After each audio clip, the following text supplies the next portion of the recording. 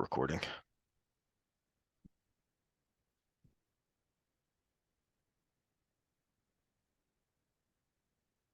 Oh, look. That didn't feel good. You want to bring us in, Heath? All right. Welcome to Social Distillation, the submarine still of the internet, where we attempt to drop the bead and pour white lightning. Huzzah, straight onto your brain. What are we talking about today, Shamo? Benny Hill Well, videos? we've got a couple things. We're going to start with this fall here. Uh, and I think we'll take a different take as we try to do than most people, at least I will. And then we're going to go back into the Durham report. But here it is again. This is our commander in chief after his speech. Most people have already seen this, but credit to ABC News for the coverage here. That was a pretty bad fall for somebody of his age. I work with people at that age, and that would be something that we prevent from happening because that in a lot of situations could be the beginning of the end. Because if you break a hip there and you end up in a wheelchair, once you're in a wheelchair, you start aging exponentially. It's not at that age, it's not like it just creates a slightly different slope to your age group, or you'll be able to rebound from it. You are going to start exponentially aging. I've talked about my great grandma who she was 97 or 98 when she finally died. She went downhill real fast after her second broken hip, which in and of itself is kind of unusual, but the first one really changed her. She wasn't the same afterwards, and it's kind of clear and obvious that the first one led to the second one because she wasn't in the same kind of shape that she had been before that first bad fall. And it wasn't the first fall she'd had, it was just the first bad one that led to, severe repercussions. The thing that jumps out at me about that is really concerning. So the right tried to make a big deal about when he fell on his bike, which was stupid because there was a gaggle of idiot reporters in his way, and you or I balancing on a bike while not moving is difficult. Okay, so that one was dumb. It wasn't a big deal. This one looked bad to me for this reason. It took him And we've forever talked, to get up. That's what jumped out at me. see, even before that, this is what jumped out at me.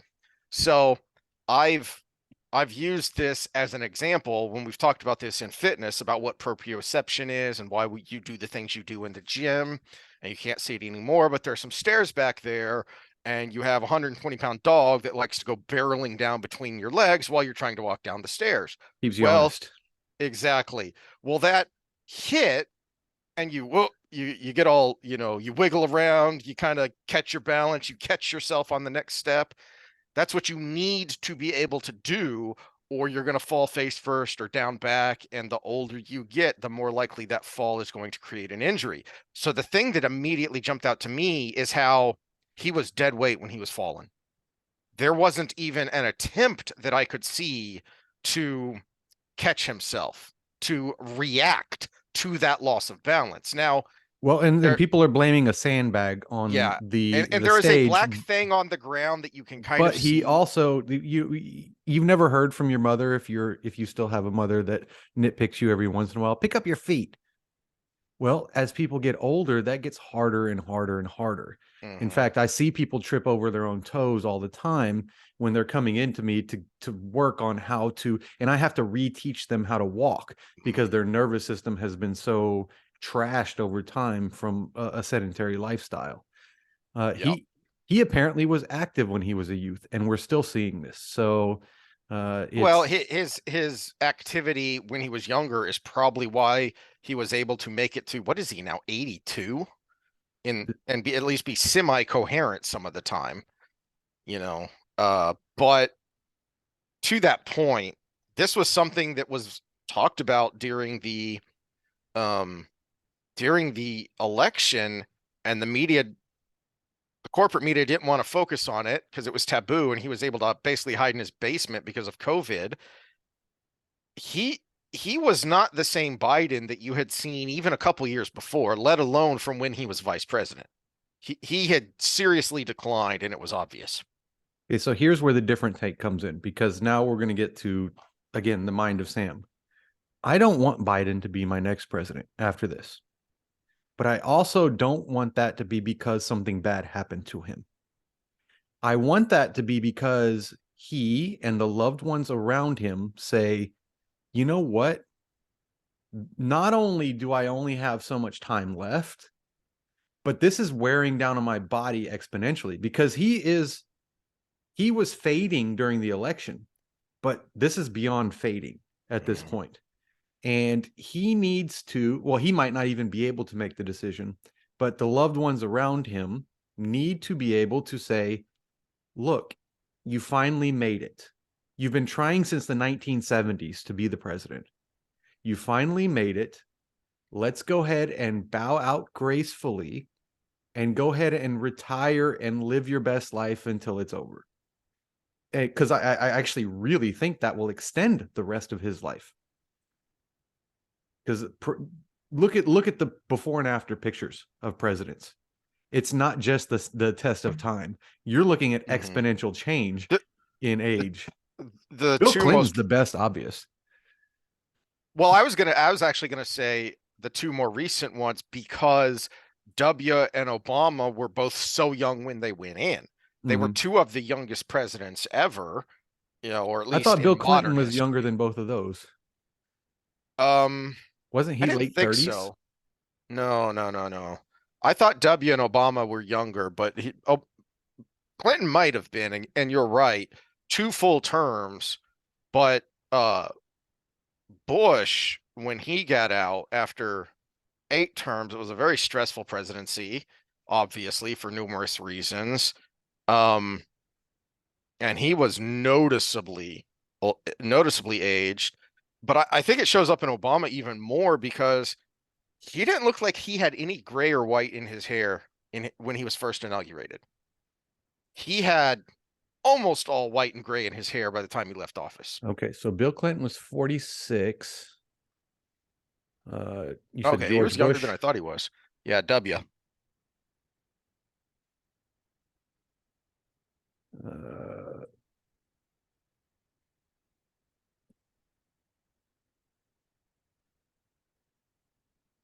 54.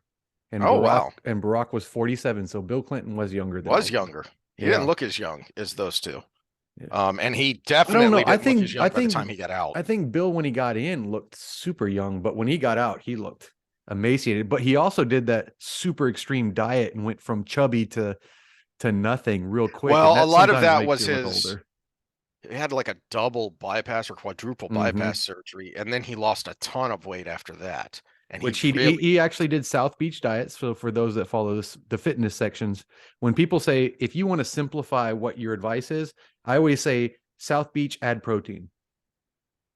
It really comes out to virtually what I usually do when I calculate Mhm, everything out for people. South Beach, mhm. add protein, which I heard they actually did that in their own program. But yeah, Bill was the youngest. But yeah, these guys age exponentially just in the few years they're in office. All right, so you put something in your mouth there. What do we got in your mouth? Dang it! Let, what did I do with that wrapper? I meant to keep it because I took that picture of those Island Prince cigars Mm. that I got in Kauai. I took it Those in. are I did cigarillos. Cigarillos. cigarillos. Yeah. I didn't think that my cigar guy would know them, but I was hoping maybe he did. But they don't get out of the island that much. They mostly just sell them there. So I told him what they were like, and he said, "Well, that's kind of hard to match." And he gave me a couple of. It's a Maduro. I don't remember what kind. Mm-hmm. So I'm trying a couple of Maduros because he said those are usually the one I liked the best was the lighter one that had a touch of natural sweetness to it. I hate sweetened tipped cigars. You know, even if it's a real cigar, not like a Swisher Sweet, which is obviously crap, but even if it's a real cigar, I really don't like the sweet of a sweetened tip. And those Island Princes weren't. It was the natural sweetness of the tobacco that had been aged long enough that those natural sugars start to come out. All right, back on topic. I hope he bows out or someone convinces him to bow out Hmm. before something bad happens to him. Hmm. And we can even bring in the fact that we're getting new information from the Hmm. FBI, which I think is no coincidence to his physical and mental health. They're trying to force him out because here's my hypothesis on the corruption in government and what gets put forward and what doesn't. Donald Trump, we all know the Russiagate stuff was a hoax, but it was put forward and he was impeached because they knew it was a hoax. It was a way to stick it to the person who's trying to stick it to the system without actually destabilizing the country by actually impeaching the Removing him president, from office. removing Yeah. him from office. Biden actually has things that are probably removed from office worthy. We don't know, but it's pretty gosh darn obvious. Well, you're And they're mhm. trying to like buy time to just let him ride away in the sunset, but he keeps wanting to go forward. And this is like the girl in the bar giving every hint to the guy buying them drinks that no, I don't want to hang out with you. And they want to support their side, but they don't want to destabilize the country at the same time. And they know if they actually impeach Biden, it will go through. Well, I don't know. The Republicans are pretty squishy, so I don't know. But I was interested to see where you were going to go because you had mentioned that you were watching clips of the FBI whistleblowers, some Mhm. interviews with them, and I Yeah, hadn't which we'll watched bring those, up when we go into the Durham report. Yeah. which I hadn't watched those yet on purpose because I wanted to see where you were going with it. And I find this very interesting because, well, I'm gonna go to the Durham report now to explain. Well, let's stay on the political side first before we go into that Mhm. per se, because realistically, this is the conundrum, and I'm going to speak from the left side because I'm going to be the dog whisperer here. Uh, this is the conundrum they're in. Biden is the only Democrat that can beat RFK in the primaries right now. I'm having a hard time thinking of because Kamala won't. Kamala would oh, be the next clearly front not. runner. Yeah, Kamala would be the next obvious choice, and she would have to, if he bowed out now, she would have to do something amazing in the last year Hmm. to to uh to even be Yeah. considered. Even sticking with the plan of we're just going to ignore the primaries and not have debates or anything. Well, first of all, if there was no Biden, they would have to have debates because you would have all fresh faces. That it would be forced, and Well, the only you person would that can think beat. that, but if she's the president, she's no longer vice president, she's sworn in as the president, then they're still on the same plan of no, we have a Democrat president, we're not having a primary. Yeah. They could still do it. It would be much harder because she's But so freaking even unlikable. still, it would still bump RFK's numbers at least Mm-hmm. 10%, at least 10-20%, which Oh would yeah. mean he would win. And so without Biden in the running, they don't win the primary. But with Biden in the presidency, they are on the constant verge of all of this stuff coming out. And they're probably going to lose the presidency, period. The DNC will lose the presidency, period. So you've got the guy they don't want could win it for them, but the guy that can lose it for them is the front runner right now. And they don't want him there, but they don't have another solution to get rid of RFK. You're while you were talking, it actually just gave me another thought. Because what I was going to say is that I need to go to the Durham report to explain why I disagree with you. Because you said they they're trying to protect Biden. Well, the point of the things I'm going to talk about in the Durham report executive summary are to bolster my point that the reason this scandal is such a scandal is because they're not protecting Biden, they're protecting Obama. Which is by proxy protecting Biden to some You degree. can't take Biden down not just because they don't want to lose the presidency, but because if everything came out in the open air in an actual legal setting, which impeachments are weird because they have a legal veneer, but they're really a political tool. So even when you go to the Senate for the trial, it's the trial, but it's still political. So it's kind of 50-50 there. Well, probably more like 70-30. But I had a thought while you were talking, which was, what they might be trying to do to protect Obama is keep Biden holding on as long as he can, get him through the election, and then get rid of him after you get rid of Kamala. I'm wondering if they're going to get a different VP, which isn't unprecedented to change VPs during a re-election. Yeah, but I'm wondering if they're with going to get rid of her. the cultural tensions, do you think he could get away with that? He would have to be very careful on who he picked He would have to. to be very careful on who he picked. And here's the other point. It would have to be an Obama insider if my contention is true that the whole What point here is about to protect the Obama. girl that everybody thought was going to be the one to begin with, Rice? Susan Rice? Yeah. I don't she's a female, but she's a white female, so I don't know if, no, wait, no, I'm thinking No, of Powers. I'm thinking of Susan Powers. Susan no. Rice was the what was she? Department of I think She she was a was something neocon is what she intel. was. No, you're thinking of Condoleezza Rice, but No, no, Susan no, Rice not is very neocon, similar. neolib, excuse me, Yeah, neolib. yeah, yeah. She was Responsible for something in the bombing a intel lot of community. people, that's for sure. I want to say NSA, but I can't remember. Yeah. Yeah. That was the person everybody thought was going to be the Uh-huh. hmm who Biden named, but then he went with Kamala.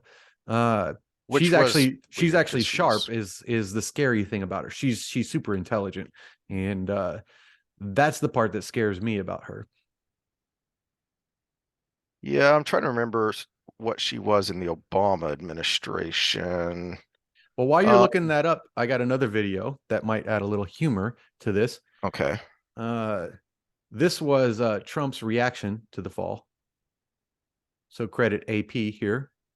Oh, hold on. I need to share with sound. This one I need to share with sound. President Trump. Biden just fell on stage at the commencement. He did?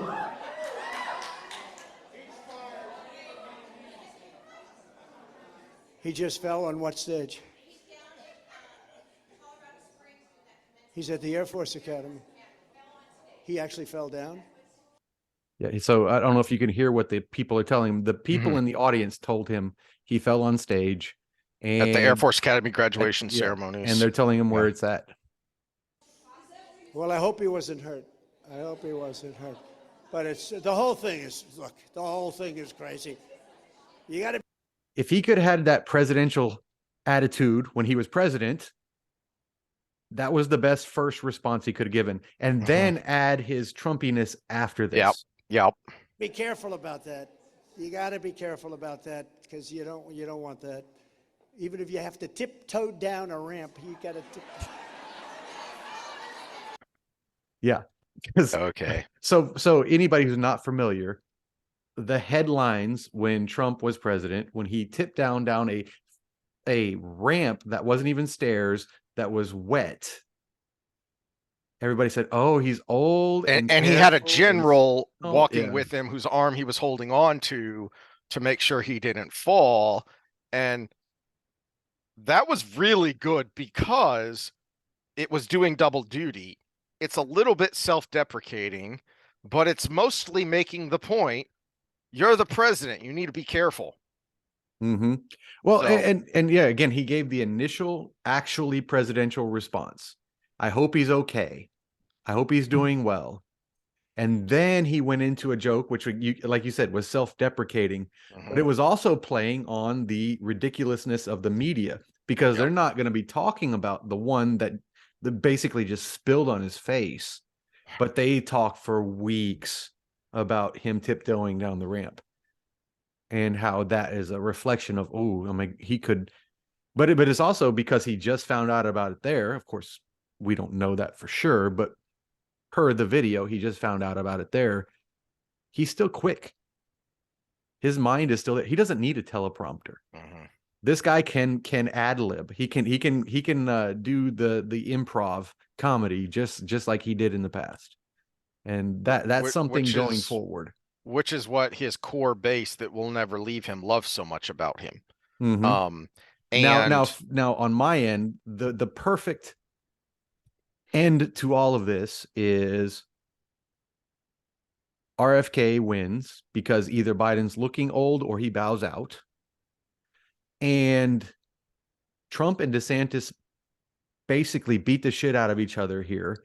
And whoever comes out the other end, you've got Trump, who enough never Trumpers in the independent party are going to go to RFK, or DeSantis, who you're going to have the speech impediment, but really good ideas guy, and the completely bland and uncharismatic, but good ideas guy going at it. Caveat there, this is, and from what little I'm not really paying that close attention to the primary because it's not relevant yet, but from what little I have been paying attention, I think his biggest problem with his opening, the media wanted to focus on the technical glitches. That wasn't the problem. The problem was it needed to be, the problem with Twitter Space is it's not video. Mm-hmm. The other problem was he started with a speech. He is a terrible speech giver. That's when he seems wooden and robotic. But when he's sparring with the media or talking to real people, like in a town hall setting, he's very smooth. Not in like a slick politician salesman kind of way, but he radiates as someone who knows what he's talking about and genuinely believes what he's saying. That's what I mean by smooth. Well, and that's the other reason why I like that matchup for the presidency, is because you have two people that are that way, who actually come across, even if they're faking it 100%, they actually make it believable that they mean what they say. And we take issues off the table. They agree on COVID policy. They agree on the woke ideology issues. And they're not that far apart when it comes to foreign policy too. Oh yeah, the Ukraine, that was the one that my brain was brain farting on there. They agree on the foreign policy parts. It's the minutia. It's the difference between them, and then they can debate on who's the best leader, which is what we should be debating on with the presidency to begin with. Who's the best leader? Who has the best ideas for policy implementation to achieve these things that we actually agree on? Because we have this broad agreement of principle, which is what it used to be, even when it was really contentious. You know, like I last time I brought up the Jefferson Adams election, which was really nasty.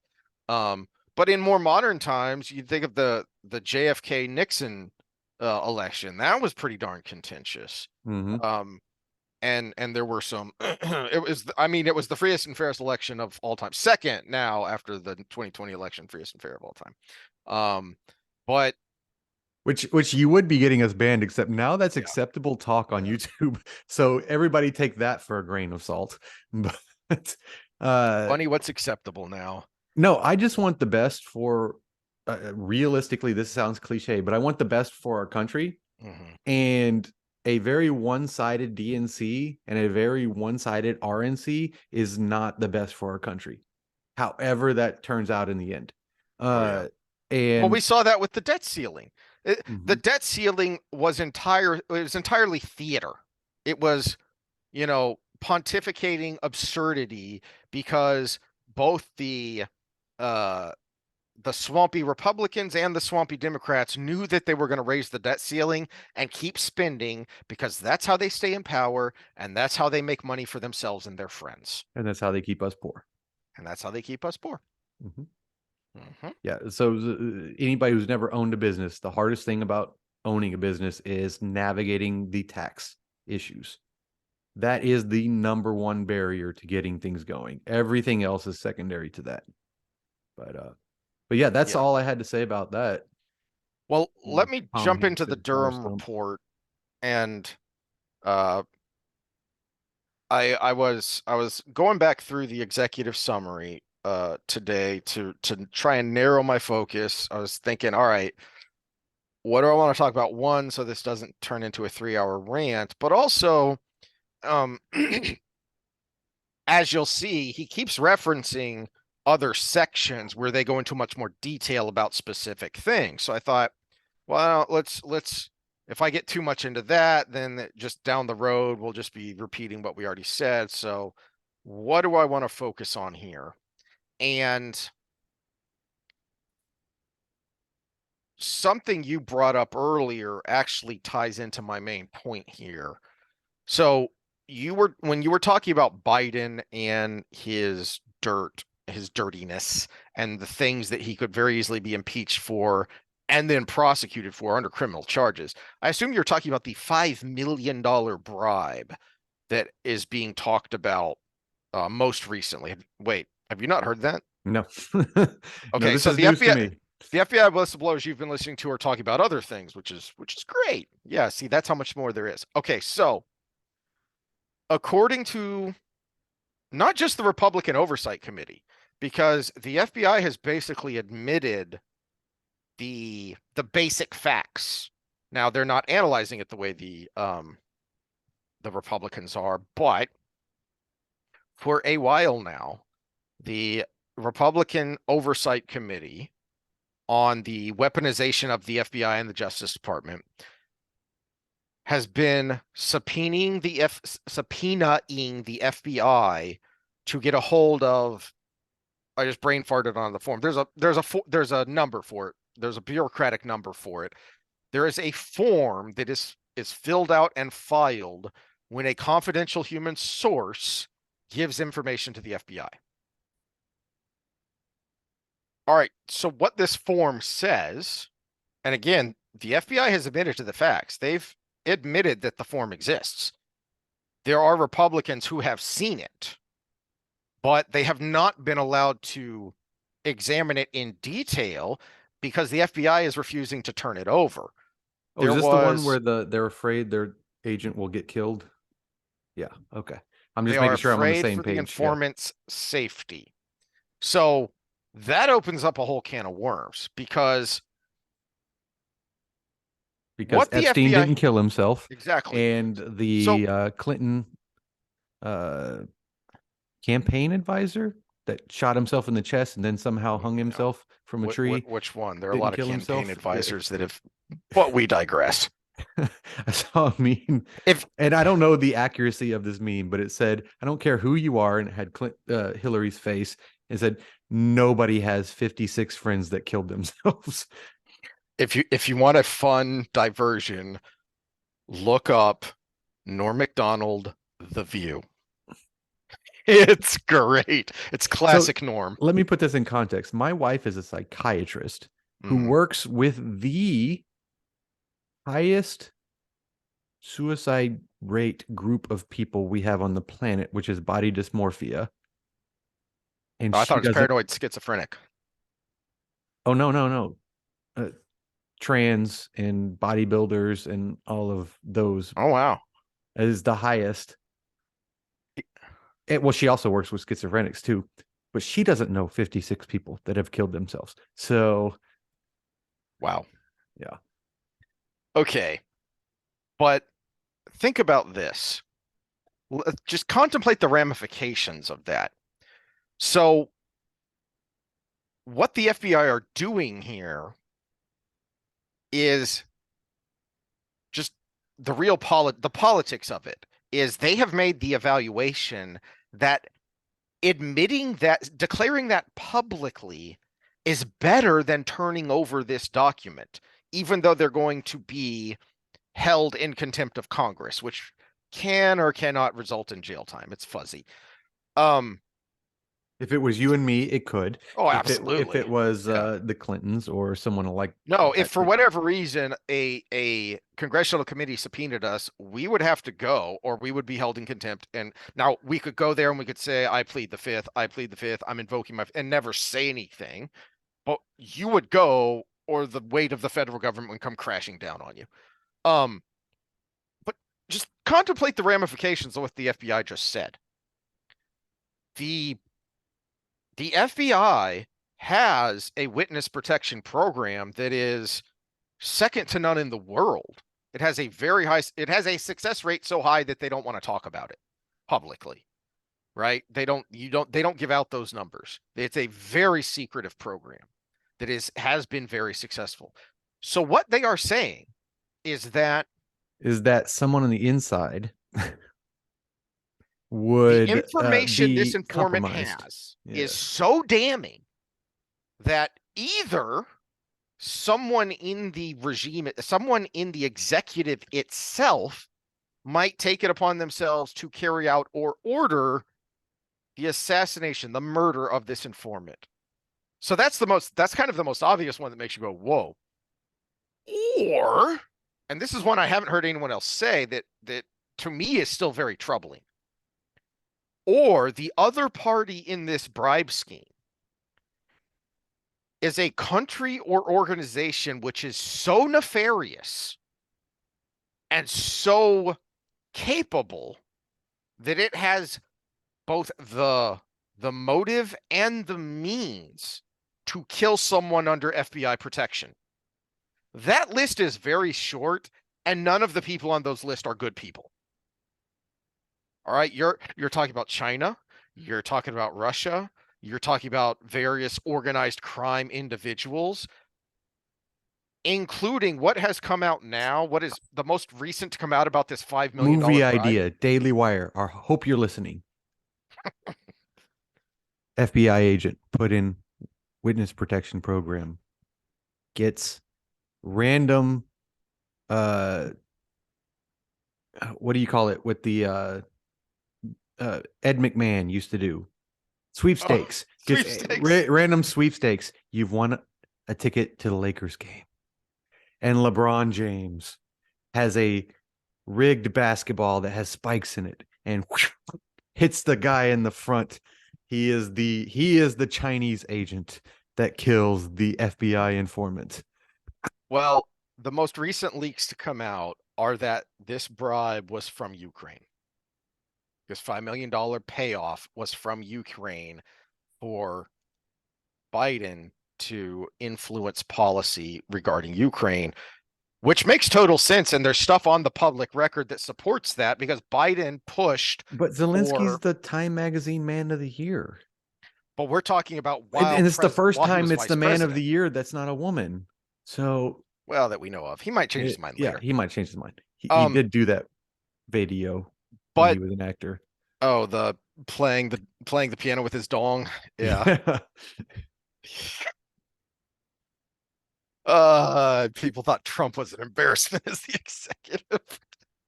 Okay, so it's on the public record that Trump was the point man for Ukraine policy and that he pushed for foreign assistance to help with Ukraine's gas industry because supposedly the justification for the U.S.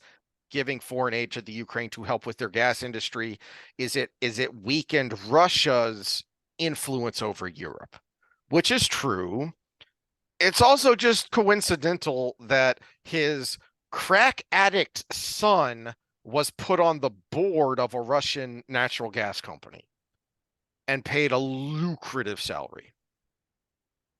And the prosecuting attorney, the attorney general basically of the Ukraine, who Biden is on camera bragging about getting fired, was looking into that gas company because it was owned by this is something that's not talked about because the Ukrainians are the good guys and the Russians are the bad guys. Ukraine has its own oligarchs. You hear all about the Russian oligarchs and how dirty they are, how we have our they oligarchs. Are. We have our own oligarchs. There are plenty in Russia or in Ukraine as well. So that's what I should have known that you might not have heard about it because our news is so segregated now that it is so politicized that certain things just aren't talked about. You control the flow of information. Just ignore it. Just it's nothing. The Hunter Biden laptop thing. We have Zuckerberg. I almost I dove into a few of the photos, but I could not First of all, the server kept crashing on that website, but where they exposed all of the photos from the laptop. Some of those are just nasty. Yeah, I haven't. I started to go into it, but it kept crashing, and I only saw a few, and they haven't released the videos yet. But I hope you didn't get to the ones where he was sexting with his niece. I got there. True story. Look it up. Yeah. Ooh, ouch. Yeah. Which I have a niece that I'm like a father to, and yeah, ugh. Yeah, I'm not a violent man, but but there are ways to provoke that. Yep. So I've gone way off the rails here, but Okay, it all let's ties in. let's pull it in, because let's try to keep this to about an hour so we can do our part 2, because I got fun stuff for part 2. Right. Oh, thank goodness. I need fun stuff. Oh, Okay. It's gonna be you're gonna be get off my lawn fun stuff, but it's still fun stuff. Well, it happens. Where is my share screen? There we go. Okay. Yeah. Which one? There it is. There's the Durham report. Okay. So this is the executive summary, part 2. It's only 12 pages long. And it's a fairly quick read because he's got a lot of footnotes and whatnot. And it starts out just kind of laying the groundwork for all the stuff that's in the public record. And by that, he means, not just official releases and statements from the Justice Department, but all the stuff that's in the media about Crossfire Hurricane, about the Trump administration and the Trump campaign and Russian collusion. And then even after that, the Trump administration. But his focus was, as we talked about last time, was focused on the campaign. Okay. So here he's laying out our review and investigation intern was focused on a separate but related questions, including the following. Okay. One was there adequate predication for the FBI to open the investigation in the first place? Talked a little bit about that last time. Talked about it way back when we talked about the Office of Inspector General reports, and we'll probably go more in detail when he gets to the specifics. But here's what I wanted to focus on. Just a couple of points here on these first couple of pages. Was the opening of Crossfire Hurricane as a full investigation on July 31st, 2016, consistent with how the FBI handled other intelligence it had received prior to July 31st, 2016, concerning attempts by foreign interests to influence the Clinton and other campaigns? Why does that matter?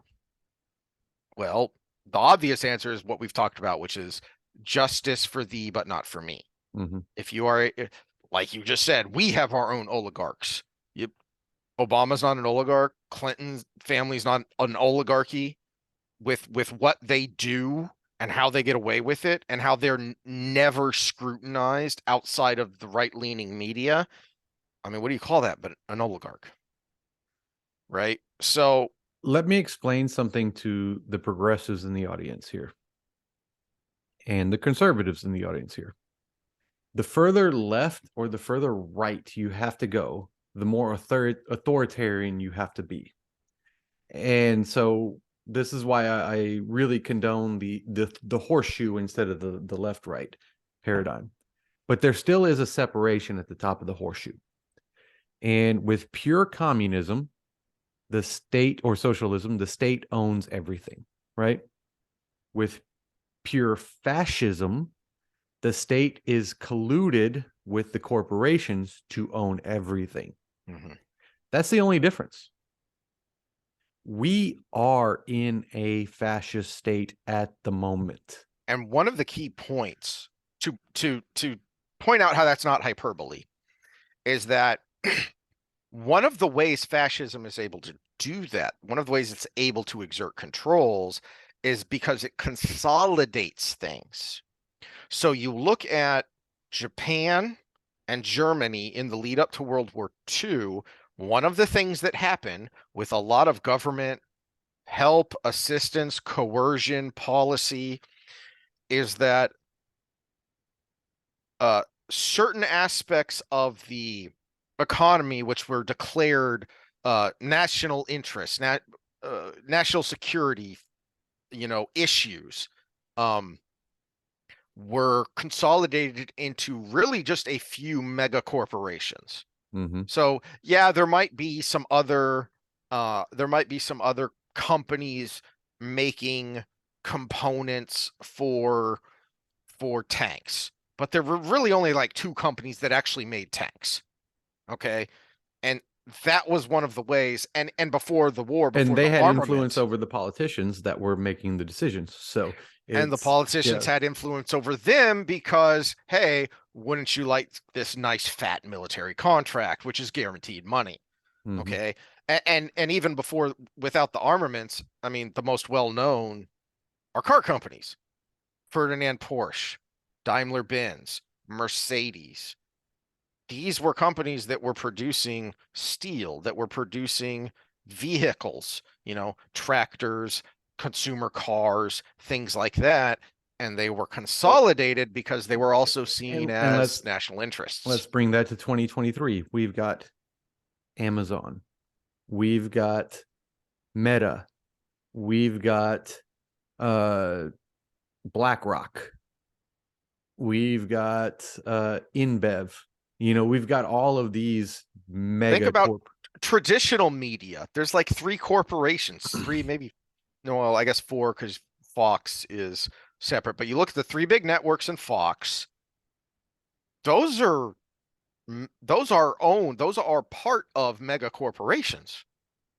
So you think, this is one of the places where I disagree with Russell Brand on a lot of things, especially with his conclusions on things. But one of the things he's been very useful about pointing out is, but GE owns NBC.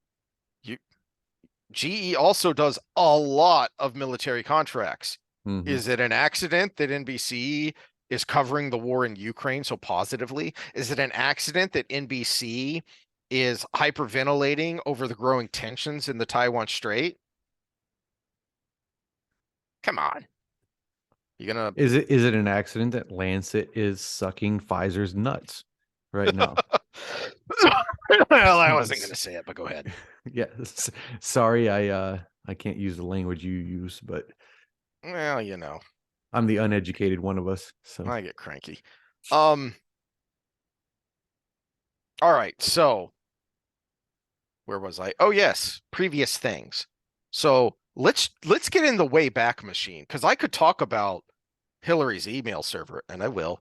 But before we even get there, let me just pick one out of random, because this is one of the ones that jumped out at me because it's a big effing deal, and it involves Russia, who is enemy number one right now, even though they're kind of a third world country, really. They're yeah, enemy number well, one, and so all the here, focus about Trump and Russia. here's where you disguise lies and truth. They are an enemy. Yeah. And they have nuclear power. Mm-hmm. So this automatically makes them at least top 5 in your sites, right? North Korea, Russia, should be China, but it's not for some reason. Iran, and who else would you put in there? Those are the big ones right now, because even Syria isn't as much of a state sponsor of terrorism as it used to be. Mm-hmm. Well, and even then, they only have short range nuclear, so it's Well, they have chemical and biologicals. So far as we know, they don't have nuclear. okay. The nuclear club is still pretty small. Yeah. So even then, you just got to convince their neighbors that you're on their side. So it's yeah, it's a very short list. So I was going to bring up China. That's something, I mean, someday we need to do a whole episode on, which was, isn't it curious that Russia is enemy number one? China is an enemy, is openly hostile, and even members of our own government have declared they are committing genocide, and yet we treat them completely differently than we do Russia. Whole nother episode, because I'm halfway through something with Ryan O'Shea who's one of the senior intelligence officers in a major contract operation that works for the United States, and he is he's giving the overall 100-year plan that China has, which actually would long term. Yeah. which would actually predate the Mao takeover. So this is all it all makes sense if it predates the Mao takeover. If it postdates, then it's like, well, you're conspiracy theories. But if it predates, then you're like, oh, they have a tactic for this. Yeah, just I mean, for crying out loud, go read Marx and Engels. It's free. Go read it. Go read as much Marxist. We're gonna go into that in memes part as you 2. find. We're Yeah, gonna go into that in part 2 because if you go the Marx route, you're wrong. If you go the Mao route, you're wrong, because the United States is unique, and they needed a unique plan. Even if you go to Frankfurt School, it's wrong. Mhm. That's why it started here in the 1930s, but it's only now manifesting because they had to change the plan. I'm really curious where you're gonna go here. Okay, so back to Okay. Russia and the Clintons. You weren't paying attention at the time, so I doubt you've ever heard about this. I have never heard about this. No, actually. All right. So, have you heard of the Clinton Foundation? Yes, I have. So, yeah. I back when I was trying to get my blog going and I was active on Twitter, I had people come at me about the Clinton Foundation, and it was hilarious because it takes 2 seconds to find 15 watchdog groups, even left-leaning ones, who you know grade the Clinton Foundation as one of the worst charities out there.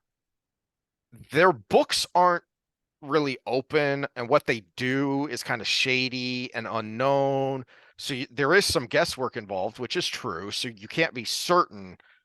But I think the best I've seen from credible watchdog organizations is that 10% of the money that gets donated to the Clinton Foundation actually goes to charitable work. The Clinton Foundation is a money laundering and influence peddling organization. That's better than Susan Komen and Wounded Warrior. Shh. Those are untouchable. You're going to get us banned. We're going to hate women and veterans if we talk about that. So, okay. No, seriously, those are the top 2 on the don't go where you donate for. Yeah. Watch list. If you want to donate to a veterans organization, go to, I can't remember the name of it, but go find Gary Sinise's organization. It's a great one. And he is a very reputable person. Or email me and let's all get together and go to downtown Houston, or even better, downtown San Antonio with all the bases there. And we'll freaking just get these guys fed and then figure out a plan to help them get forward. Yeah, or just do it yourself. That's even do it. Yeah. Do it with a group of like-minded people. All right, so this is part of the big point I want to make here is that was an invite, so hit me up in the DMs. Yeah. So yeah, or in the comments. Giggity. Oh, no, not giggity, not for this, but giggity later. Anyway, we've talked about this with COVID, is that, look, the problem with you saying, well, it was right at the time, but the science changed, bullshit. There were plenty of people saying what you're saying now back then, and you John Campbell, actively Bottigliara, Weinstein, me. After decades of McCullough and Malone and all of these people being cited and published ad nauseum, overnight they became hacks, cranks, paid shills. And we have the emails from FOIA requests that show you weren't engaging with these people and then disagreeing with them on the merit. You were actively trying to silence and discredit them. Okay, so same thing here. This is why I went back, because what's coming out now about how dirty Biden is, and by extension, the Obama administration and the Clintons, how dirty they are and were, this was known. It's just nobody was paying attention to it and nobody wanted to do anything about it. All right. And this one jumped into my head when I read that bullet point about previous things. Now, I'm pretty sure he was talking about, because they're going to go into this later, is the Hillary Clinton email server. And I'll get to that in a second briefly. But this one jumped into my head because it's a big effing deal and because it involves Russia. And this is from November of 2017. And I remember hearing about it and talking about it in 2016 during the election. All right. So Attorney General Jeff Sessions, Trump's first Attorney General, was looking into the so-called Uranium One deal. Has been a focus of conservative media and President Donald Trump, who has repeatedly asked on Twitter why the DOJ is not actively investigating the matter. Below are some must-read questions and some answers regarding the controversy. You can already see the framing of it, and I purposely went to Politico because they're left-leaning, so you could get at least a little bit of how this was being and is being spun. All right, so what is the Uranium One deal? All right. You don't even need to go into the, down here in the allegations of wrongdoing. Just look at the basics of the deal. And if you are a rational person, there should be WTF in all caps with 3 exclamation marks afterwards. The deal in question involves the sale of a Canadian company, Uranium One, with mining interests in the US to Rosatom, Russia's nuclear energy agency. Not just a state-owned company, their nuclear energy agency. So they're more than just a state-owned company, they're a state bureaucracy. The sale occurred in stages, beginning in 2009, when Rosatom purchased a minority stake in Uranium One, and continued in 2010, when the Russian agency took ownership of a 51% share of the company. In 2013, a third transaction gave Rosatom full ownership over Uranium One. So wait. Let's stay with the 51% share of the company. So we saw this with the Elon Musk issue. This requires SEC approval to take a full 51% share of the company. So this is not something that should have skirted by the U.S. government. Well, it was a Canadian company, and I'm not sure where they're traded, so I don't know where the overlap between Canadian and U.S. law is there. But they did have interests in the U.S., so the U.S. is definitely connected. Yeah, we need to find a way to ask someone like Viva Fry or something about this one, because he would know more about Canadian law.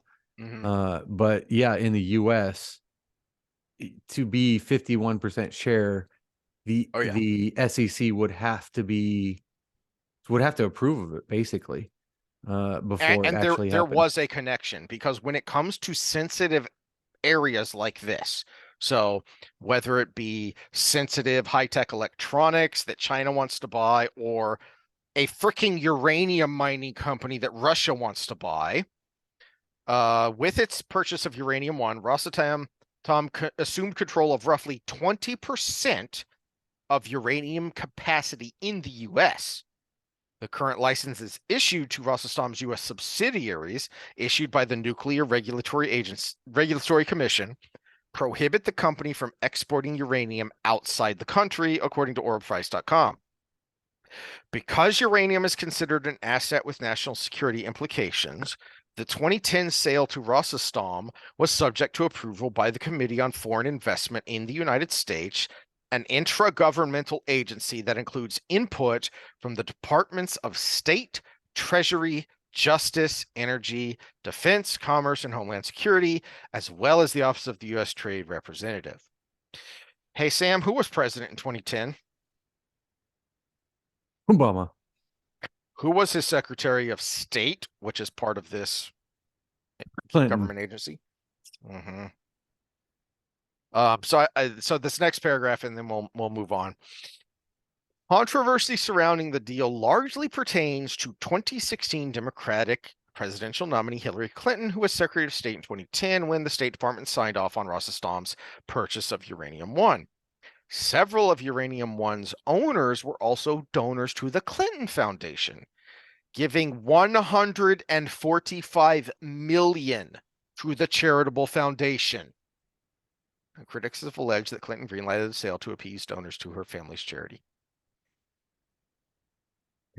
Forget those allegations. It is a clear and obvious conflict of interest. Why was this not disclosed? Why was she not recused, etc., and so forth? So even in the Wayback Machine, you have to think, was there a counterintelligence investigation? Did the CIA or the National Security Agency do a workup on what this could possibly mean? Did the Defense Department weigh in? Or did it not matter because $145 freaking million was just dumped into the Clinton slush fund? I mean, charitable foundation.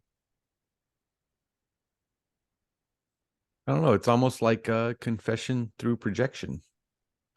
Almost like, yeah. Almost a little bit, just a wee bit. All right, so let's move on so we don't get bogged down too much here to the next point, which kind of ties in. And we're going to go into way more detail later when we get to the specifics of this. It also ties into the $5 million bribe I was just talking about in the similarities of how things are being handled.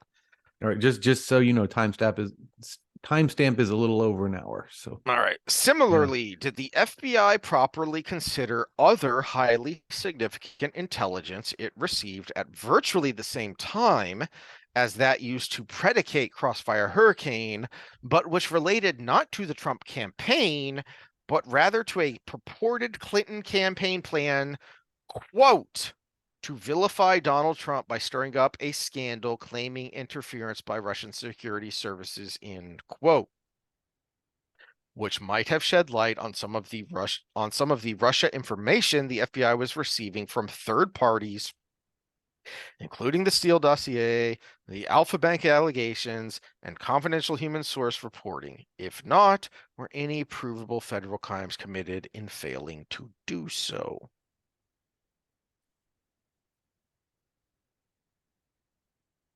That's where the scandal is. And again, we'll go way deeper later in the report when he goes into the specifics of that. But this is why this is not a Biden scandal. It's an Obama scandal. Well, no, I'm gonna even go further. It's a uniparty scandal. Because I guarantee you, if you dig into that, you're gonna find something from the Bushes. And if you dig into that, you're gonna find something from the previous Clintons, you know. And then if you dig into that, you're gonna find something from the previous Bush. You're gonna find there's a reason it was Bush, Clinton, Bush, Obama. It's and Obama was kind of the guy that pushed himself into the mix. It was supposed to be Hillary. It was Hillary's time. Yeah. Everybody talks about Trump being the guy that pushed himself in. He pushed himself in, and just again the cliche of the bull in the china shop was him. But Obama was I'm pushing myself in, but guess what? I'm a little bit parasitic. So you're going to be symbiotic with me or you're going to die. Exactly. And that is exactly how he ran things. And all right, and the or his handlers. We don't know if it was him, but his handlers. The Clinton campaign plan, quote, to vilify Donald Trump by screwing up a scandal claiming interference with Russian security services. She had not been Secretary of State for a long time. She was not an official in the Obama administration. She had no power, only influence to get this done.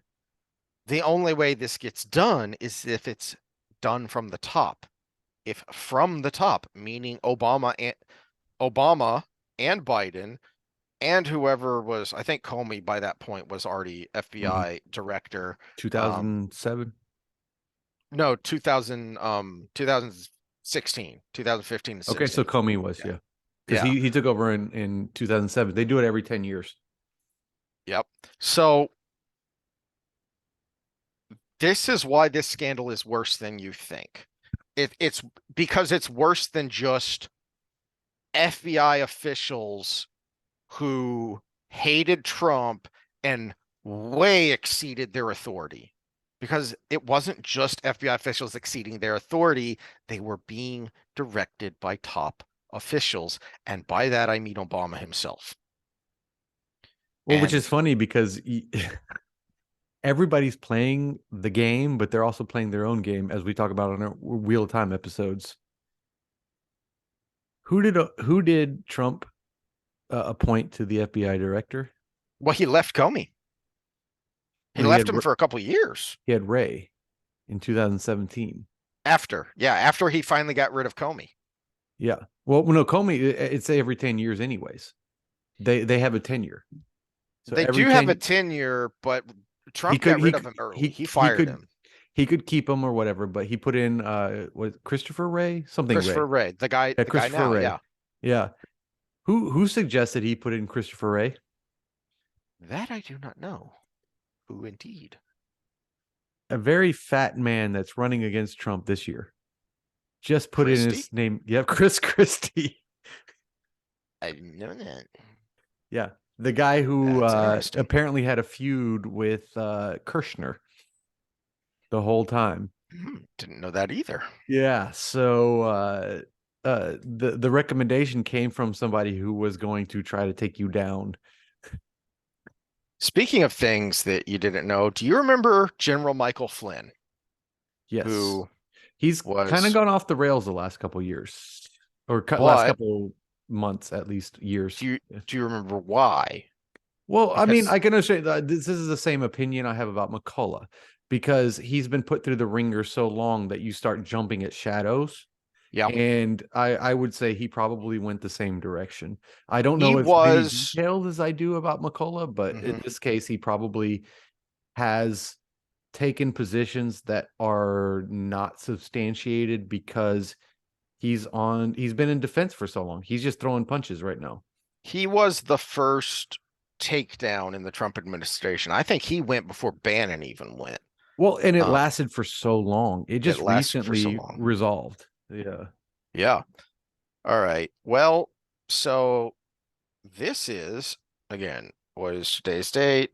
June 7th, day after D-Day, D-Day +1, 2023. And this article is from July of 2020.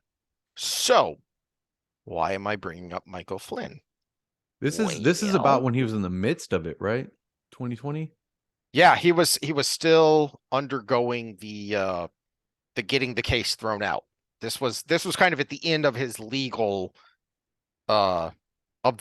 case before he kind of went into the public relations arena trying to get his story out there. All right. So for anyone who doesn't know, Flynn was prosecuted under a law that has never been successfully prosecuted. And it's kind of a shame that it's never been successfully prosecuted, because it really needs to go to the Supreme Court because it's blatantly unconstitutional. The Logan Act says you cannot participate in diplomacy with another nation if you aren't an official of the United States. Well, that's asinine because we live in a country that also has the First Amendment. So I can say whatever I want to the Russian ambassador, whether he cares or not is his prerogative.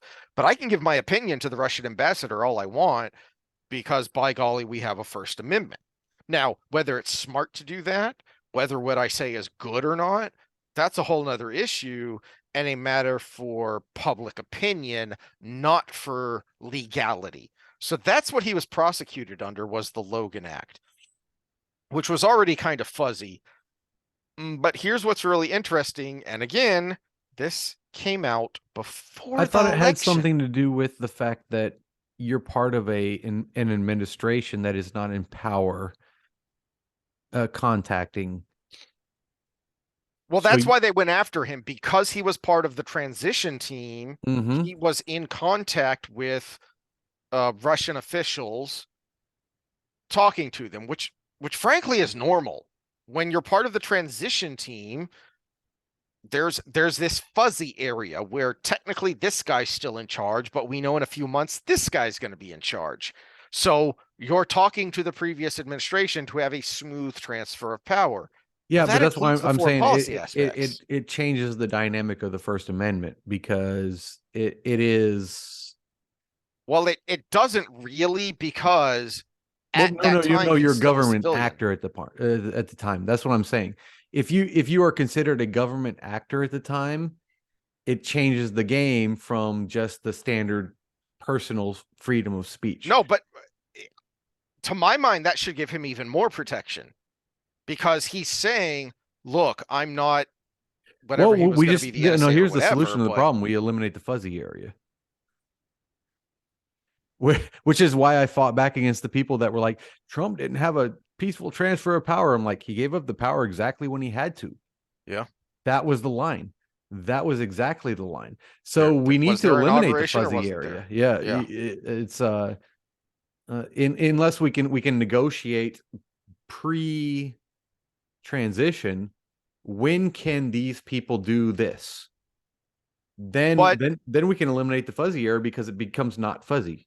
but besides the First Amendment, it makes perfect sense that a transition team would talk a transition team's foreign policy people would talk to foreign people and say, look, just a heads up, these are the issues we want to address with you. These are the things this administration is going to focus on, blah blah blah blah blah.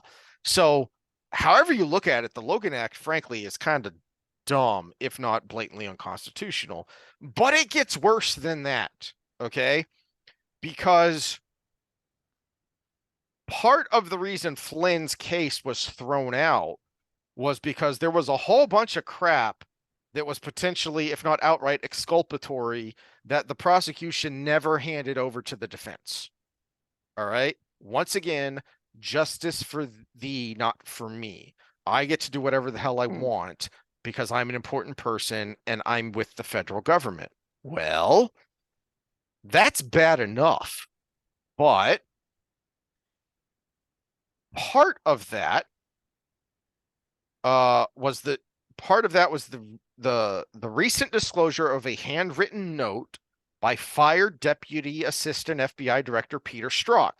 If that name sounds familiar, that's because he was one of the ones who was exposed with text messages that were made public through a FOIA request, where in the lead up during the election, in the lead up to Crossfire Hurricane, he was texting with another Trump hater about how basically we're going to get Trump. We're going to get him. We're going to take him down. Don't worry. We have a backup plan. Those were the kinds of things that they were saying to each other. And he was one of the people implementing Crossfire Hurricane, but I digress. So the first problem is the non-disclosure. That's bad enough. The second concern is that Strzok's notes appear to document that then President Obama and then Vice President Joe Biden were driving a criminal investigation of a senior official of an incoming administration of the office. So Obama was in on it. He was part of the meetings. He was in the loop. He was telling the Justice Department, many of whom were still going to be there when he left office, because that's just how transitions work, go after this guy, take this guy down. And it appears that Biden himself was the one who floated the idea of using the Logan Act to take down Flynn.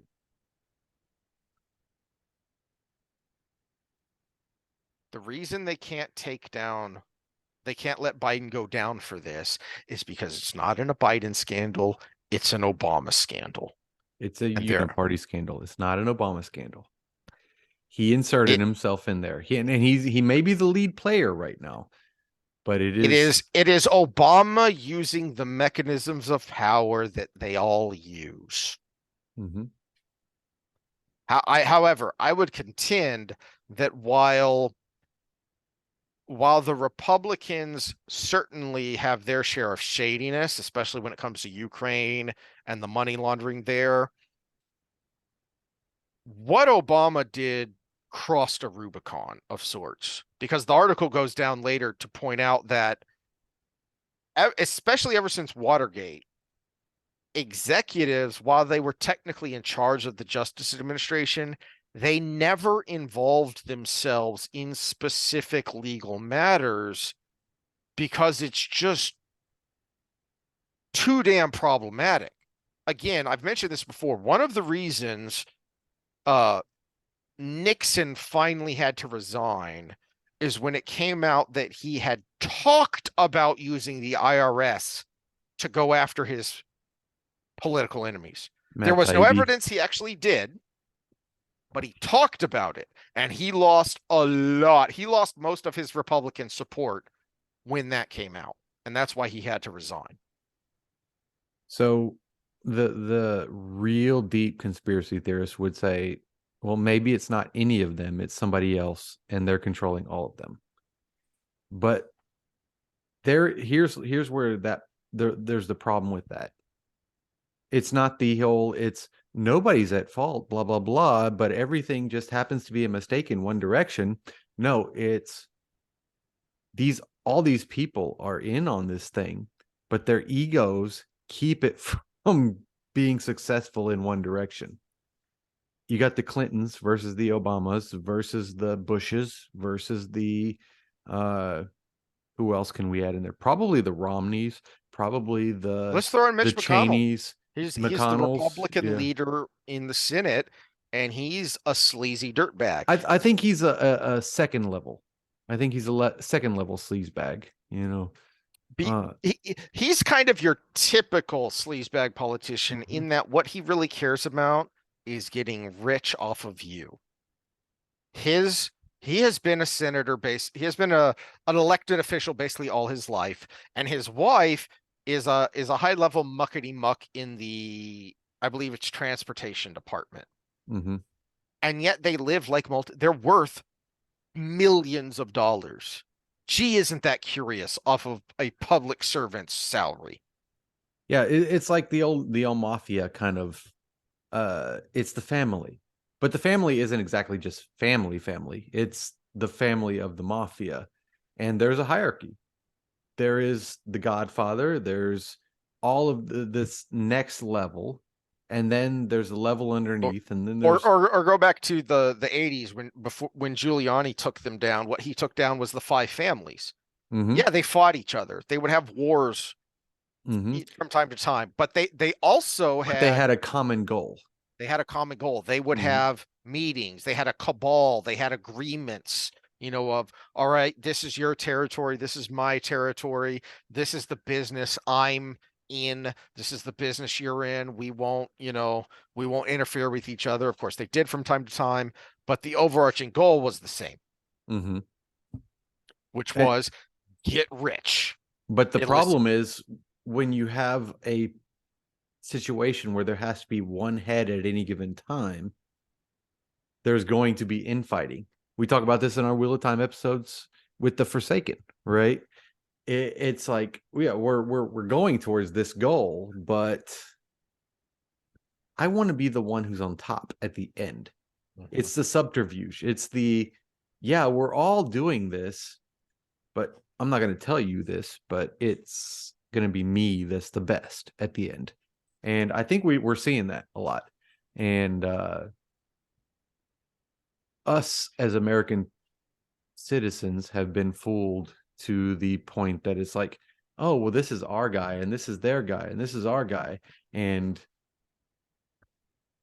I don't know. I think this year is the year of exposure, or these next 2 years is the year of exposure, because either we're actually being completely, absolutely fooled, even as people who think these things through deeply by these secondary candidates, or they have a chance to blow things up.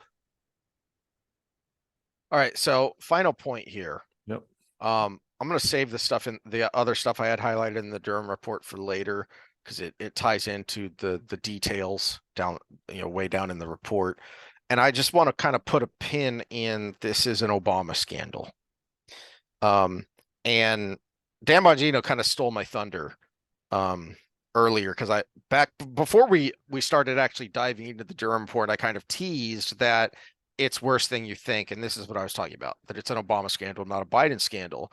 And he kind of stole my thunder, because like a couple of days after that, he went deep into how this is so he was able to give details that I can't, because he jogged my memory about, oh yeah, I remember, I've heard of that, but he has actual firsthand experience because he was in that world for a while. And this is one of the things he brought up that I had forgotten about. So you weren't paying attention, so you might not remember that this was actually kind of big news. No, I remember this. You Yeah. remember this. So this Yeah. was kind of big news after Obama was No, I don't remember this. This elected. is something that came up when I was looking at who Okay. kept what later. Yeah. So the Zoomers out there are going, what's a BlackBerry? It was a big thing in the aughts. Shut up.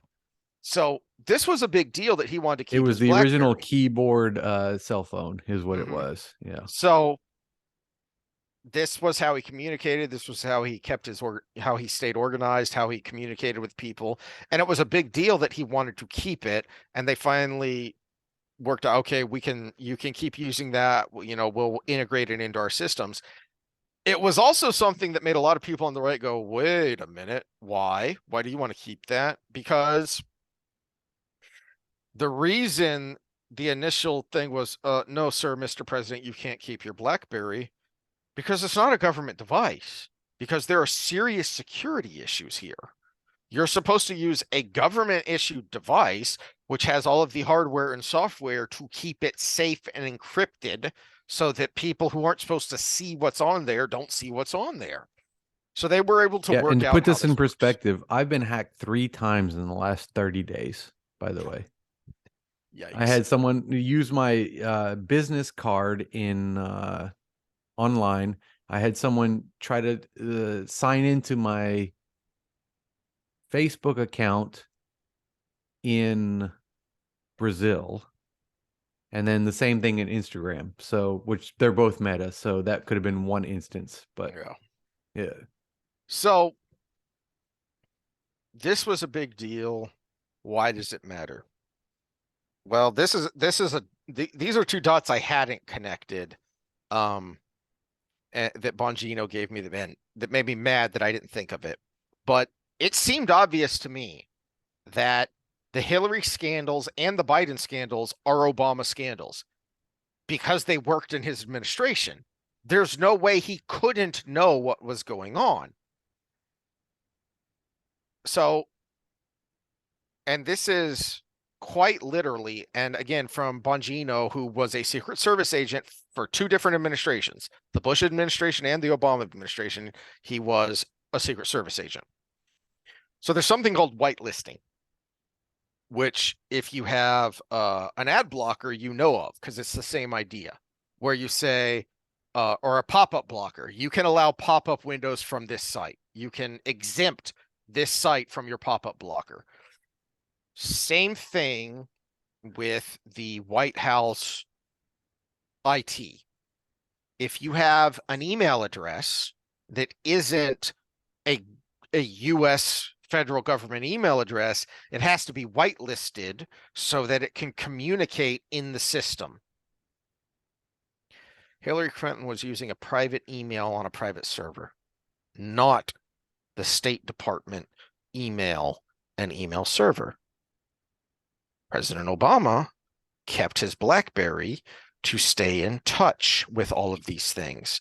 There's no way he didn't know she was using a private email because he would have had to be the one to authorize the whitelist. The Obama emails or the Hillary email scandal is an Obama scandal. Why do you think they went along with the, again, quote, plan to smear Trump with a Russia scandal to downplay, to hide the Hillary scandal? It wasn't just because they wanted their Democrat to get elected. It's because if you focus too much on that Hillary email scandal, you would go, wait a minute, how did the president not know about this? Well, he did. And again, back to the uniparty, back to the idea that you'll see people talking about how Obama was the most scandal-free administration ever. Hey, Internet, how much is Barack Obama worth? Well, according to these random sites, he's worth about $70 million. It's not coming up. That's- Hold on. That's a lot of money. Did it not switch tabs? No. Let me switch tabs. Share screen. All right. When Barack Obama went into office in his first term, he was worth six figures. Duh, because he was a community organizer. Not sure what that pays, but it can't be much. He was a state senator and then a U.S. senator, and his wife was on the board of a hospital in Chicago. Board of a hospital could be very easily six figures. Yeah.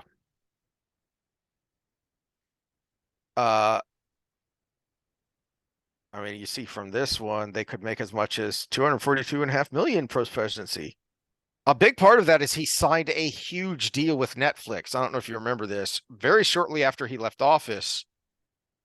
Why? What it's kind of like Hunter Biden and the Gazprom, the Ukraine natural gas company. What experience does he have with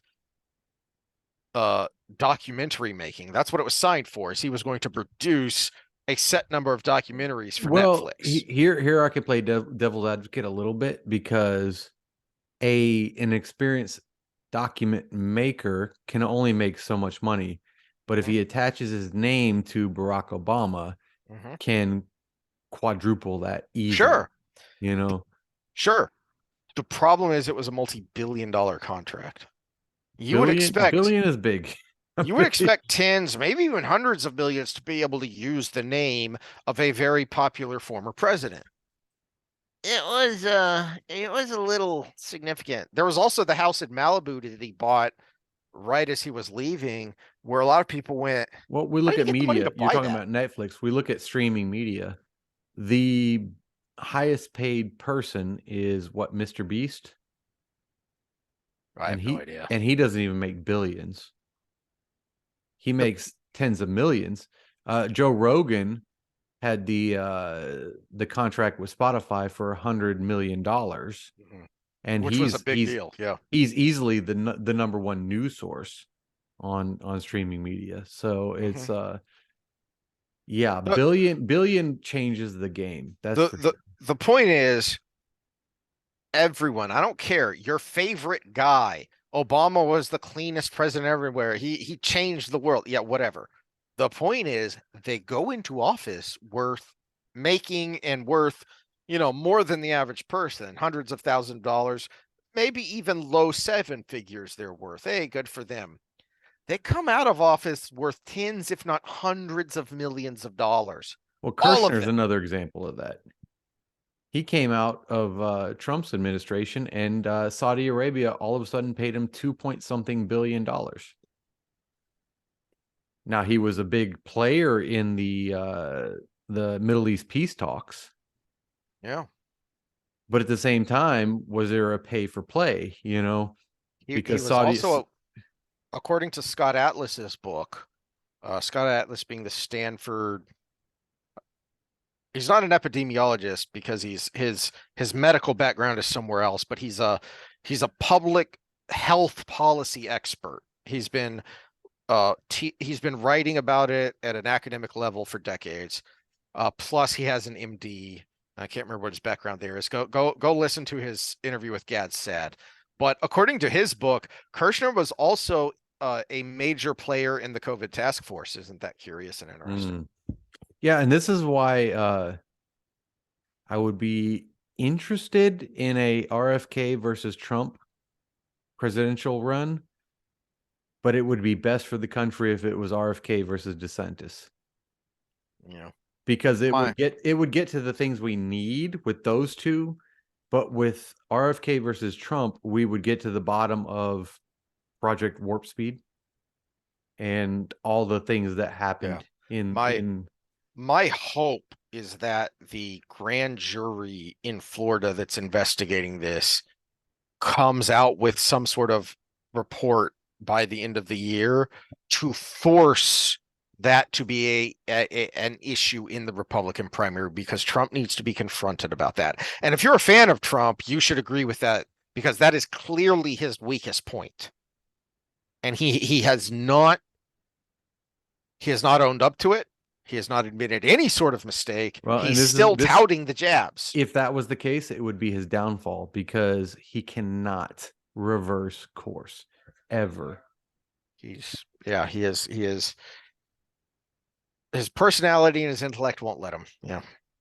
All right. Well, that's all I had on that. We should break there and go to fun things because this sucks. Okay, so we're gonna pause. Well, I say pause. It'll be a separate video, part 2, for the next part. So, anything else you want to? Any closing? Oh no, let me play the FBI. Oh yes. Yeah, let me play the FBI informant because this will kind of close it out very well because of exactly what they have to say. So I'm going to say the question going into what this guy has to say is who. Let's see. Who doesn't want you talking about this, and who's on the top of the list of who doesn't want you talking about this? Is the question that was posed to this person. Let's share sound. And this is a credit valuetainment with Patrick Bet-David.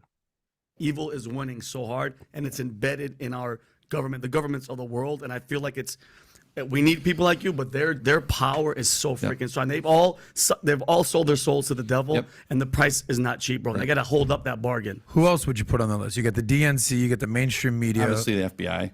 Okay. Yeah. The FBI as a whole, the Ray, certain bureaucrats, this every SCS other agent. SCS level, yeah, at least, or HQ as a whole, most likely. Okay. Who would you say? Steve? Yeah, I would agree that Okay, so the SCS level is like the administrative level, the bureaucracy, not the people on the ground.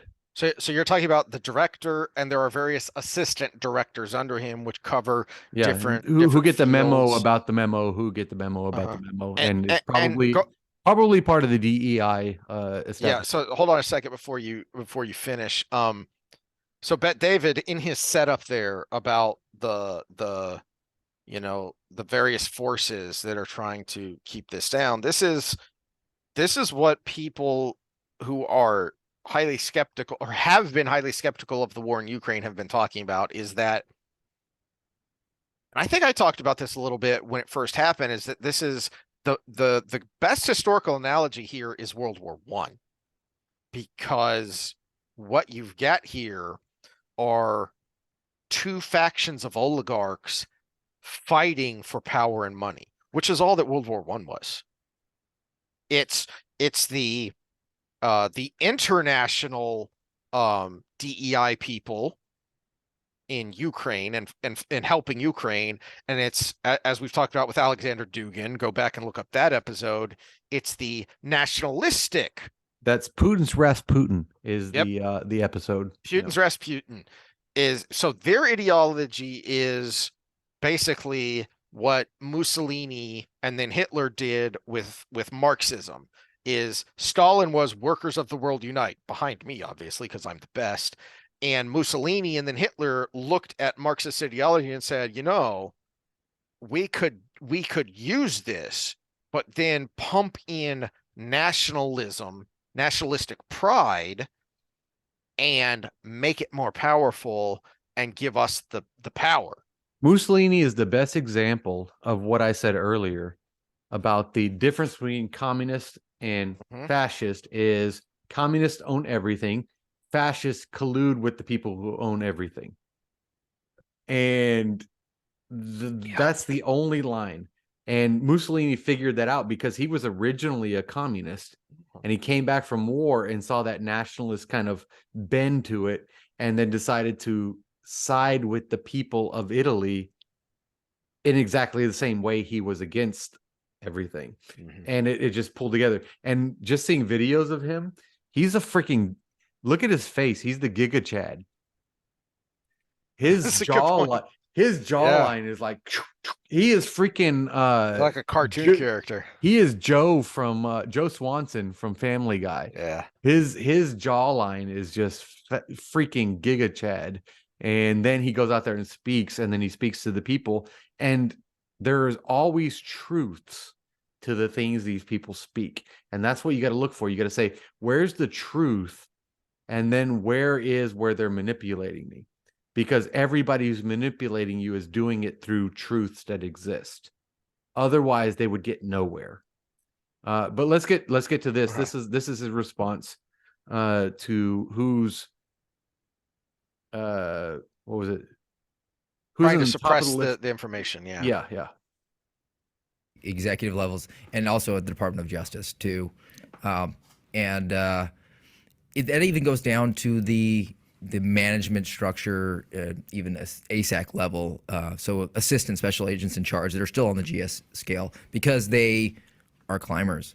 Don't ruin my gig for me. So I'll name check Colt Markovsky and Sean Ryan as the ASACs who sat in the office for me. And when when I said to him that So it's gone bad when he's actually naming specific names of people who are doing the wrong. People you've never heard of, because these are way down the list. Like he said, these people are way down the list. They're assistant special agents in charge. They're not directors or assistant directors of anything. Well, but and they want to. so this is a 2 hour and 10-minute interview here. Let me give you a little background on this guy.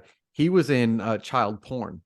He was in that department doing all the things you need to do to prevent this horrible thing. And they took him out of that to do domestic terrorism. And his big beef was all of the overreaches of power versus the money spent on what was actually a big problem versus what is not. It is something they're overreaching for. All right, well, finish playing, and then when we're done, I'll ask my question. I took an oath to protect the Constitution. This is the and big he part. responded back to me, "You have a duty to the FBI." That was the big part right there. That You was- want me to replay it? No, that No, I'm speaks going to replay it. volumes. What was it, about 10 seconds? Yeah, What was it? So 30 seconds. that speaks volumes. management structure, even ASAC level. So assistant special agents in charge that are still on the GS scale because they are climbers. Don't ruin my gig for me. So I'll name check Colt Markovsky and Sean Ryan as the ASACs who sat in the office for me. And when when I said to him that I took an oath to protect the Constitution, and he responded back to me, "You have a duty to the FBI." That was the part I wanted to bring across. That should be chilling across the aisle. The only people who shouldn't have their hackles up with that are the 10% on either end of the spectrum who are just committed nutballs for their team jersey. Because no, what that guy said was right. I took an oath to the Constitution. Screw the I mean, what he's saying there is what Schwarzenegger said that pissed so many people off during the lockdowns. Screw your freedom. Shut up, you rich jackass. And that's what he was being told by these special agents in charge was screw the Constitution. The FBI comes first. That's the thin blue line on steroids. On steroids and HGH, and I mean, you know that crap better than me. And Yeah, whatever well, else. we I see mean, a it's just we see a nuts. play on words going on. There is a concept creep of creating interesting kind of mind games with words. Let's look at the word militia. We're looking at it: right-wing militia, nationalist militia, all of these things to make militia a bad word. Now, militant is a violent person, but militia actually has a root. Second Amendment. People say, Second Amendment, we want to hunt. No, the Second Amendment has a root word, R-O-O-T, not R-O-U-T-E, a root word. A well-regulated militia being necessary to the security of a free state. That is why the Second Amendment exists, and that's why these organizations exist. But we're getting a media influx of this bad word that is militia. So now anything that is connected to militia is a bad word. Do you have a dog under your desk? Because your camera keeps going like this. I did, and a dog walked by the front yard, so So they had to go running out and he had to park go it. running out. Yeah. Gosh. All right. So all right. So the question I was going to ask was, um, and this is what kind of got us sidetracked at the very beginning about the Biden $5 million bribe that's in the news now is, I mean, guys, think about it for a second. I just assumed I knew what whistleblowers Sam was talking about. I now have to ask, whistleblowers for what? Because there's a lot going on here. So the one I played, he see, I'm trying to remember. There was two of them. So the guy with the beard, I recognize. I've seen him talk before, but the other guy, the skinny guy there at the end, I yeah, didn't he recognize was it. the one that no, he was the rule follower. So he brought forward a bunch of things that were not kosher because they were very problematic from a political sense. And he was the one that was I'm trying to get this right because there's four of them. And but he was the one, if I'm getting this right, was look, we're going to mess up any case we bring forward because we're doing things the wrong way. Yeah, but And was then they basically put him on leave without pay. a case for what though?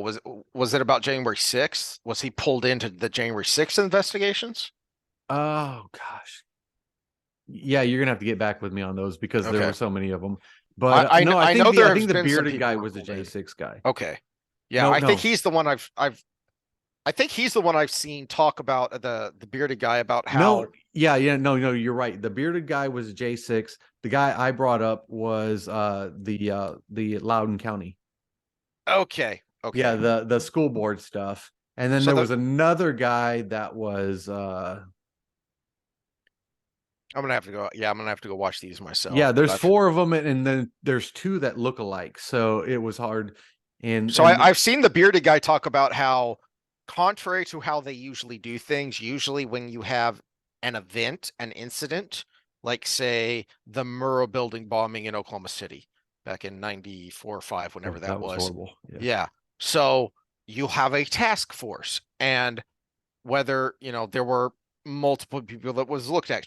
Timothy McVeigh was the main guy, but then there was Nichols, who was an accomplice, and it's all part of the task force.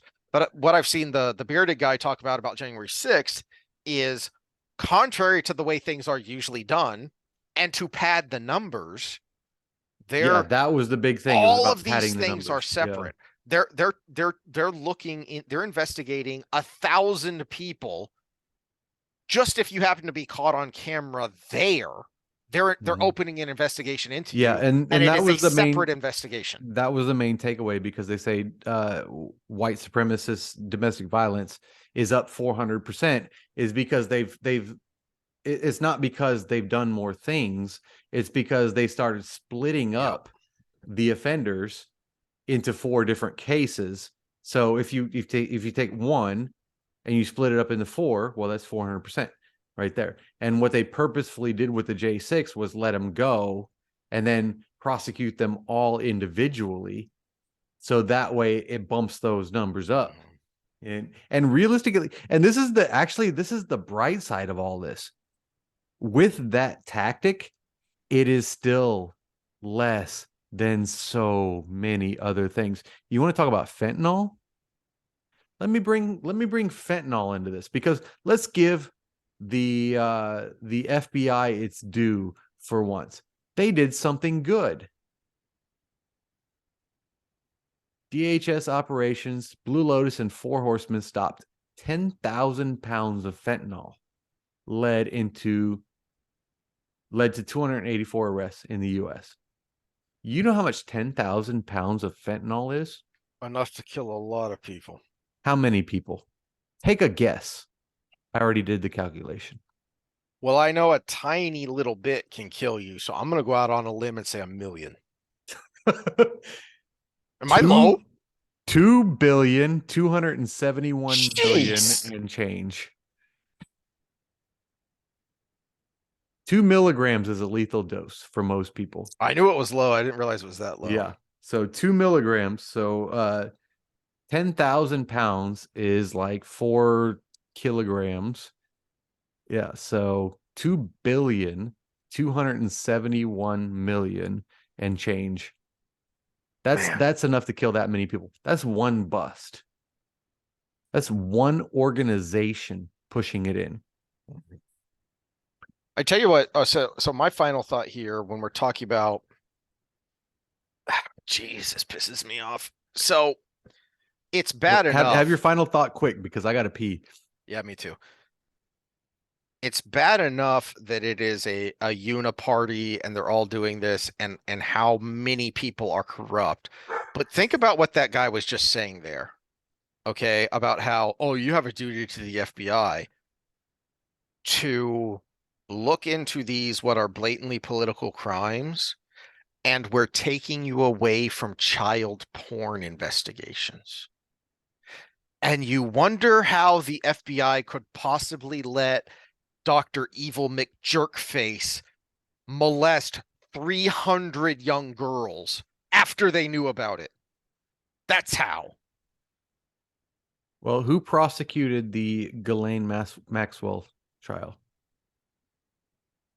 I know it was federal. It started in Florida, but was she in New York? Mm-hmm. Okay. Because I thought that's where he was Who was committed the suicide. prosecutor? I don't know. Little Miss Comey.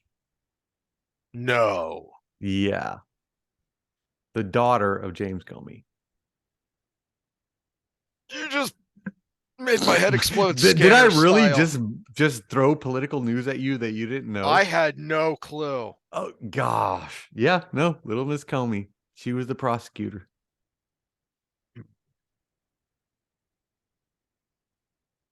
We're gonna have to take a deep dive into the nastiness that is that guy later. But Oh, what? wow. Okay, so before we do that episode, watch the Epstein documentary and then the Maxwell documentary. They're actually very well done. I appreciated both Shocking. of them. Yeah. All right. But they did it in a way that could not incriminate anybody else. But they're very well done from just those two people's standpoint. All right. Well, we need to take a break because we're old men and we have to pee, and I have to do a little work, and then we'll move on to part 2, which I promise will be less infuriating. Well, it's June. Fuck you. I said vacuum.